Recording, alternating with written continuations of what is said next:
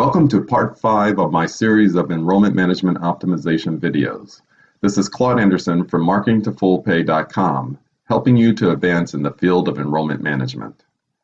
In my earlier videos, I introduced the Enrollment Management Optimization model relevant to acquiring newly enrolling students.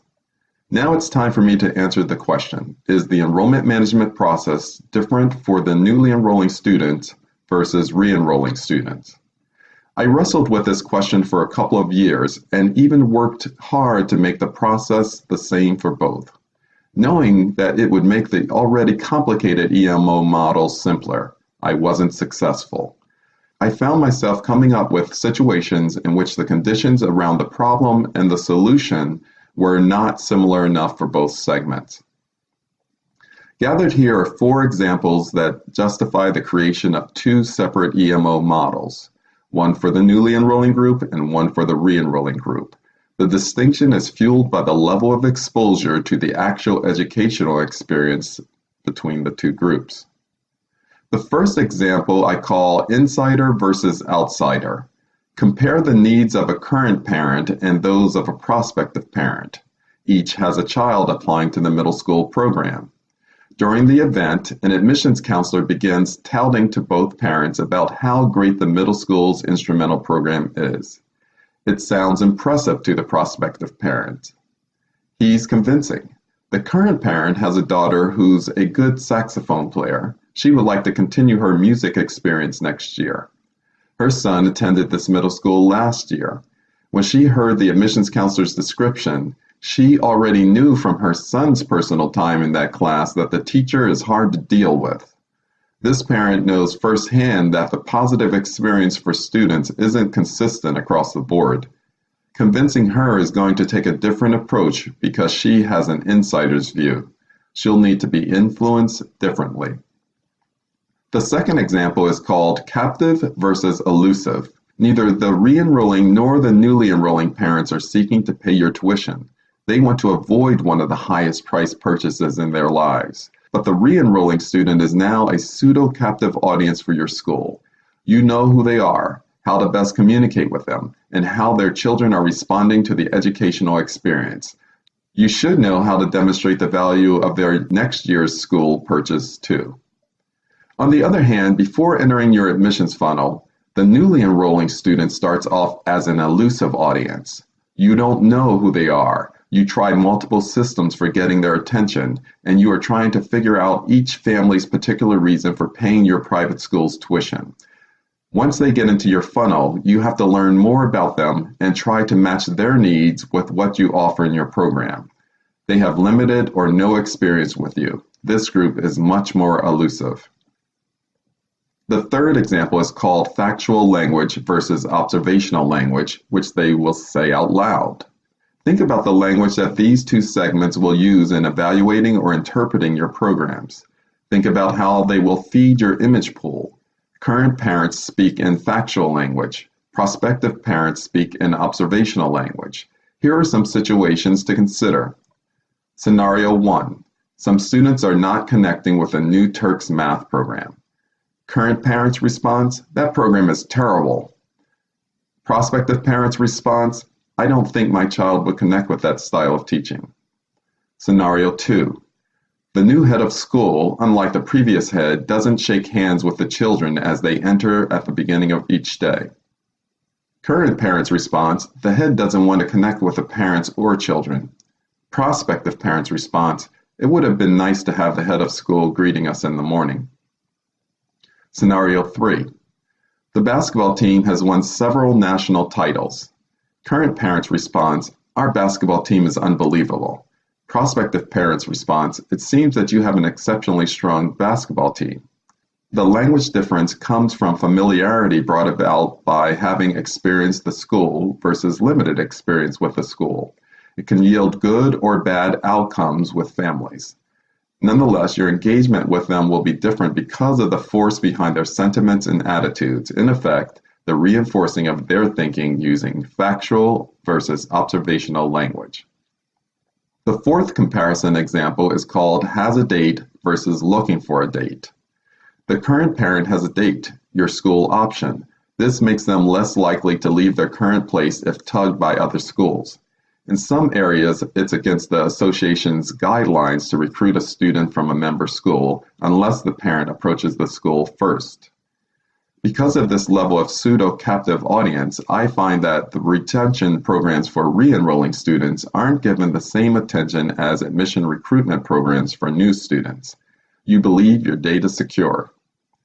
This can be problematic in the re-enrollment process, particularly if a parent starts looking at other options. Let's say their child is about to change divisions by going from the middle school to the upper school. They want to check out what else might be available or find a better option for their child. You have an advantage. The current family might find it difficult to disrupt their child, although it doesn't mean they won't. You have them with you, and you could run retention programs to ensure that you keep them. Even if re-enrolling families are not attriting, but feeling as though they are not getting as much value as they would like, you're losing out on the power of word of mouth because they aren't ecstatic about their experience. They may not leave, but this sentiment will affect your image pool system and your enrollment success. Schools need to put in enough energy to keep their date alive and healthy. The prospective parent most likely has other schools under consideration. They are looking for a date. You know they have other options, so you aggressively try to connect with them by bringing them flowers and candy. You try different strategies to bring them your way, and hungry schools don't take them for granted. You understand they could find someone else to date and leave you behind. I hope these examples demonstrate the importance of approaching each group from where they are in your dating process. Run separate programs for each group and create the marketing around their specific conditions. Before we wrap up this video, I want to talk about why does the focus on EMO for the re-enrolling students need more emphasis than the EMO for the newly enrolling students. It is a common mistake at educational institutions in general to assume that the way to have a successful enrollment is to start at the top of the admissions funnel with bringing in new prospects. Struggling universities have started to realize that the school's program is why families buy the education, not marketing. Private schools are further behind in this type of thinking. Enrollment management optimization must include both the academic and student life aspects of the program. Schools don't want to touch the idea that the actual educational experience may be the reason for failure in matriculating new students. However, when there is success in enrollment, they point to the great educational experience as one that can't be resisted by the customer. When there is an enrollment failure, rarely does the leadership say to themselves, are we offering enough value for the customer to want to buy the educational experience? The educational community tends to go with the idea that if they build their inspired, mission-driven experience, the customer will come as long as the marketing and admissions personnel are doing their jobs. That's true if it is also the right program. Of course, taking the academic program off the table because of the belief that it is not needed to strengthen the enrollment management process leads to bad decision-making. The prospects examine the value of the educational experience based on their data collection, gut feelings, and the amorphous image pool. If the program is exceeding the needs of the current consumer, then the marketing becomes easier. In some cases, the marketing becomes less. If it doesn't meet the needs of enough customers, more marketing is not going to help. I am not suggesting that marketing isn't important, because it is. There are marketing approaches such as the 5 pillars that can be a huge advantage for schools, but the program has to be strong enough to support the marketing and recruitment initiatives. It has to be an educational experience worth the cost to enough parents and students to fill your desks. Look at a company that continues to do an active business despite the lack of sophisticated marketing and selling initiatives. They provide an irresistible service that the customer wants. It's called the Department of Motor Vehicles, or DMV. If the Department of Motor Vehicles was dependent upon the marketing and selling of their service, they would have gone out of business many decades ago. Yet because they have something that solves the problems, needs, or desires of the customers, it's worth the cost to use its services. The customer continues to return and new ones follow. You're saying, but you need a license to drive. Yes, that's true. Many people don't have to drive, but the alternative isn't satisfying, or it affects their livelihood.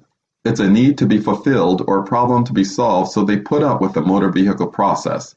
and the sometimes unfriendly employees because the product is desired.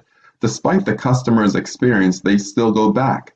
Prospective parents will follow suit and will pay our high tuitions if they see our education as being worth the cost. And we can do this while being nice to them. How about a for-profit example?